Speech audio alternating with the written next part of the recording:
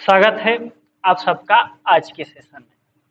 आज हम बात करने वाले हैं सन 2008 में पूछे जाने वाले कुछ सवालों के ऊपर, जो सिंटैक्स से संबंधित है, स्पॉटिंग एरर से रिलेटेड है और इसमें से एरर डिटेक्ट करना है और सेंटेंस को रीराइट करना है।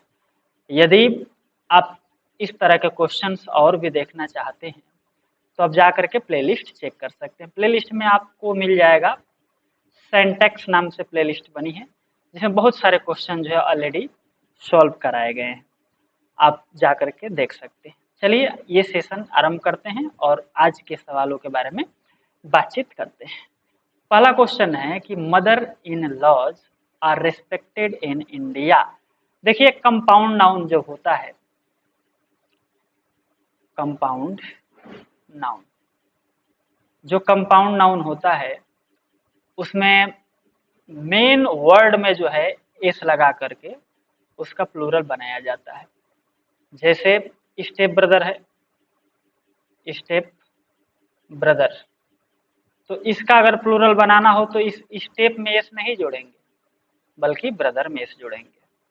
उसी तरह से जैसे ला वाले जितने शब्द होते हैं, brother in La, sun in La, daughter in ला, ठीक है, सन इन लॉ, अगर इस तरह के शब्द को प्लूरल बनाना हो तो सन में एस जोड़ेंगे, लॉ में एस नहीं जोड़ेंगे। तो इसमें जो समस्या है यही समस्या है कि मदर इन लॉ में इधर ला में समस्या, ला में जो है एस जोड़ के प्लूरल बनाने की कोशिश कर रहा है, जबकि ऐसा होना नहीं चाहिए। यहाँ से एस हटाइए और इस एस को जगह दीजिए मदर के पास, यानी कि इसमें।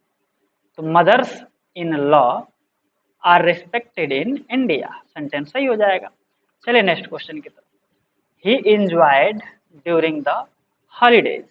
देखिए इसमें जो समस्या है ये जो है रिफ्लेक्सिव प्रोनाउन से संबंधित प्रॉब्लम है। रिफ्लेक्सिव प्रोनाउन होता क्या है कि जैसे कुछ ऐसे वर्ब होती हैं जो अपने बाद रिफ्लेक्सिव प्रोनाउन ले करके आती है, और रिफ्लेक्सिव प्रोनाउन लाने का कारण ये है कि उनके बाद ऑब्जेक्ट का प्रयोग होता है। अगर ऑब्जेक्ट का प्रयोग ना हो तो रिफ्लेक्सिव प्रोनाउन का प्रयोग कर लिया जाता है। जैसे एंजॉय है, एंजॉय है, जैसे अवेल है, अवेल है, जैसे आपका प्राइड है, प्राइड है। उसके बाद अब्सेंट हो जाएगा, अब्सेंट। इसी के साथ ये वर्ब के रूप में जब प्रयोग हो तो प्रेजेंट, प्रेजेंट, इंट्रोड्यूस, इंट्रोड्यूस, ठीक है। तो ये सब ऐसे शब्द हैं जिनके बाद या तो आप ऑब्जेक्ट का प्रयोग कीजिए, अगर ऑब्जेक्ट का प्रयोग नहीं हो रहा है तो फिर रिफ्लेक्सिव प्रोनाउन का प्रयोग करना अनिवार्य हो जाता है। तो जो एंजॉय शब्द है इसके बाद हमें कोई ऑब्जेक्ट नहीं दिख रहा है। एंजॉय द पार्टी अगर होता, एंजॉय द पार्टी, ठीक है, तब तो कोई दिक्कत नहीं होती। ही enjoyed the party during the holidays, कोई दिक्कत नहीं होती। लेकिन एंजॉय के बाद ऑब्जेक्ट ये दे ही नहीं रखा है, पार्टी या किसी भी चीज का नाउन वगैरह दे करके ऑब्जेक्ट के रूप में प्रयोग नहीं किया है। एंजॉय जो है अकेला है, तो अकेला है तो इसके साथ एक रिफ्लेक्सिव प्रोनाउन देना पड़ेगा, और रिफ्लेक्सिव प्रोनाउन तो सब्जेक्ट के हिसाब से ही लगेगा। तो ही है तो यहाँ पर जो है हिमसेल्फ का आप प्रयोग कर सकते हैं, ठीक है। तो आपको क्या करना है, एंजॉय के बाद आपको लिख देना है हिमसेल्फ, सेंटेंस हो जाएगा करेक्ट। चलिए नेक्स्ट क्वेश्चन की तरफ। They all come here. अब देखिए इसमें जो समस्या है, जैसे यू ऑल आर गिल्टी, आप सभी के सभी दोषी हो। तो इंग्लिश ऐसे नहीं बनाए थे, स्पोकन में तो चल भी जाए कि यू ऑल आर गिल्टी, लेकिन ग्रामर में ऑल ऑफ यू लिखा जाता है, all of you are guilty, ठीक है। तो उसी तरह से दे आल जो प्रयोग किया है इसकी जगह पे हमको ऑल ऑफ देम का प्रयोग करना पड़ेगा, तो सेंटेंस करेक्ट हो जाएगा। All of them come here, sentence सही हो जाएगा। चलिए नेक्स्ट क्वेश्चन की तरफ। They both did not write their essay. देखिए इसमें बहुत बड़ी समस्या है। जैसे अगर लिखा जाता है, बोथ का जब भी प्रयोग किया जाता है दो व्यक्तियों के लिए होता है, और बोथ जो भी BOTH बोथ कभी भी नेगेटिव सेंटेंस के लिए यूज नहीं किया जाता है।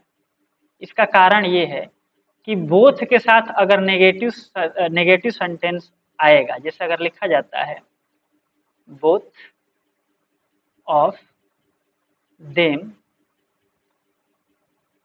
और नॉट